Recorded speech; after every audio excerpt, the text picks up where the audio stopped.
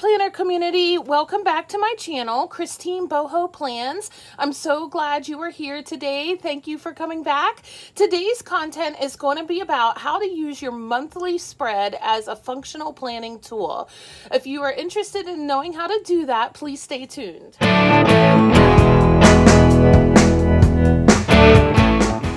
Welcome back. Once again, thank you for being here today. I enjoy having you guys come to my channel and we talk about planners and how to use planners in the most functional and helpful way as possible. So I use this strategy for my monthly planning. And when I say monthly planning, I actually do most of my planning by the month. And then I use the information that I do in my monthly planning for either my weekly planning or my daily planning, because I don't know what goes in my daily planning or even my weekly planning if I don't do my monthly planning first. And I do it near the beginning of the month, every month. And so I'm about to do that this weekend because September is just around the corner. Can you believe that? So here we are. I am using an Amplify Planner monthly spread. And you can use any paper planner to do this monthly planning strategy. It doesn't matter what paper planner you use. One of the things that I really like about the Amplify Planner is in the monthly spread, in their boxes, they actually have lines. And that helps me so much, those lines and writing in the boxes and doing the planning for my monthly planning using the lines, because I do not write straight and I don't have the greatest of handwriting, and it just helps me so much. This is like the best planner for functional planning I've ever used. So I'm just putting that out there as my own bias. But yeah, so that helps me a lot with this planning process. So let's go ahead and get started and let me show you the strategy that I use for my monthly planning. Okay, so this is in the dot grid pages in the back of the planner. A lot of planners have blank pages in the back that you can use for brainstorming or whatnot. And that's what I do. I do a little bit of a brainstorming activity before I actually start my monthly planning. So, and I have a general list of things that I use every month for planning. And this is the first one. This is just general brainstorming that I do. All the things that I must plan for this month. I sit down, I get quiet, and I get a pen and paper. What are all the things that I must plan for this month? And I write them all down, okay? And it's usually the same every month.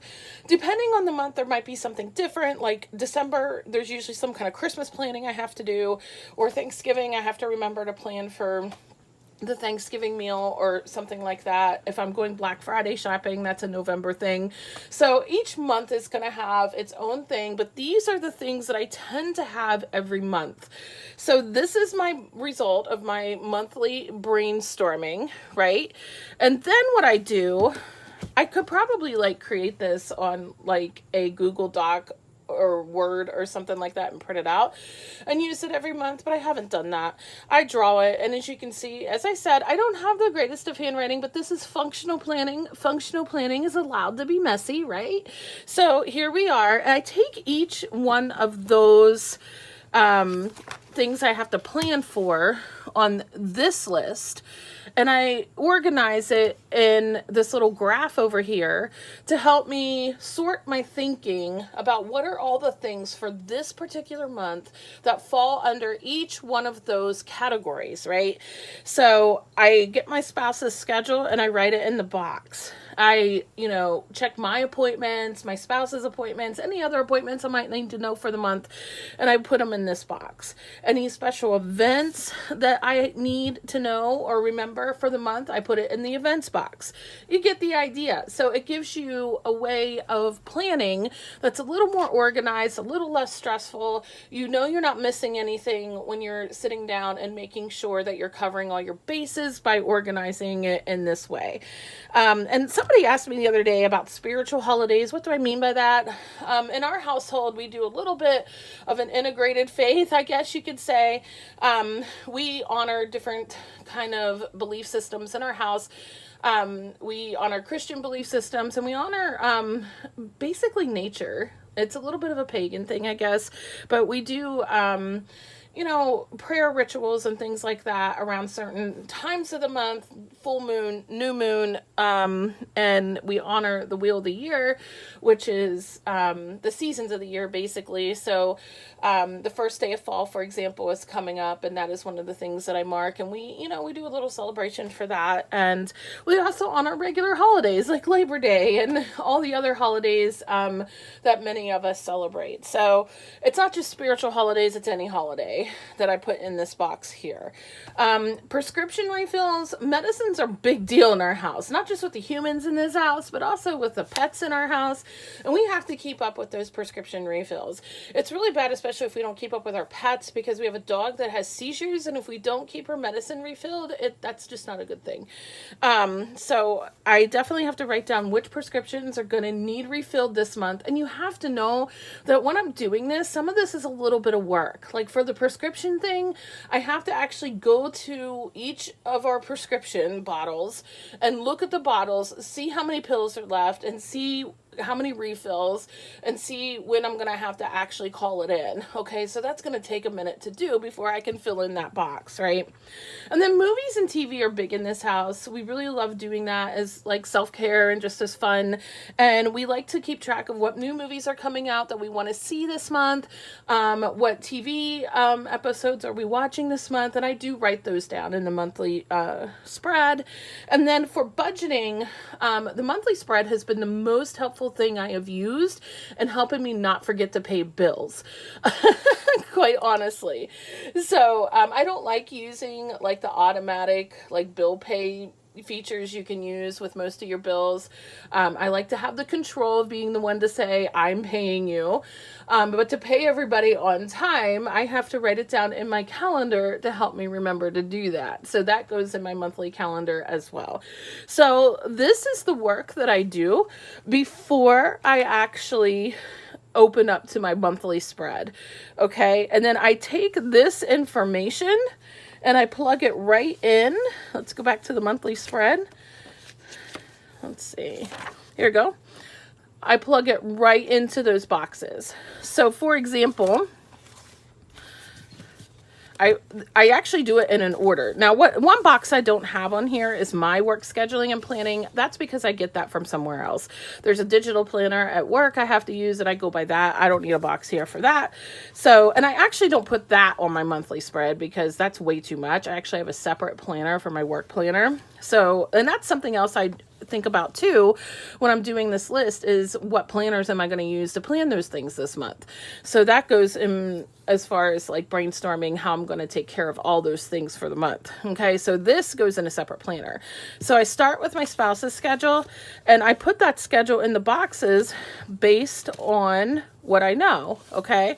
And I just fill it in. You can color code this stuff too, okay? I try to color code a little bit, but sometimes it gets a little crazy doing that. You know, as long as I'm paying attention to what I've written, I'm good, okay? And I color code sometimes based on the decor I use for the month with my stickers. It just depends, right? And so then I look at my appointments. I go back to my monthly and I fill in my appointments. I look at my events. Do I have any events this month? If I do, I go back and I fill it in where it goes. Okay, so it all comes down to the brainstorming process, all the things that you need to do for the month, making sure you know what all those things are on a separate piece of paper first, and then you go in and fill in your monthly calendar with that information. And your calendar does get really full, and I actually enjoy that. It makes me feel like a productive person. So here's an example. This is August, and actually I didn't even fill in all the things for August, but this is a pretty busy calendar, right? But it keeps me coming back to it, and I decorate with stickers because it helps me a lot. It keeps me coming back to it and helping me check, like making sure I'm not missing anything for the month. So this was my July spread. And yeah, so that is how I do my monthly planning. And yeah, on this monthly spread, there's also a habit tracker, and there's also like a little list space for brainstorming. You can use those. I definitely use my habit tracker. I have another video that I did on that. You can check out my Amplify Planner videos and see how to use that. But yeah, that's how I use my monthly spread for planning. Now, as far as the sidebar over here, usually I just decorate it with stickers. Unless there's something that I really need to know, like at Christmas time, I might, make a list here of people I don't want to forget to go Christmas shopping for. It just depends on the month what goes over here. Sometimes it's just stickers. So I pretty much use the boxes, the dates to fill in to help me remember what I have to know for the month. And then after I do my monthly spread, that is when I take the information in my monthly spread and I just go ahead and I plug it in to my daily spreads. So I look at my monthly spread and I do it by the week, honestly, and then I just flip back and forth, at least in this planner, to be like, okay, so what is due this week, or what is happening on this day, and I plug it in onto each day. Do you see how that works? So, and I fill this in by the week. I do my daily pages by the week on Saturday or Sunday.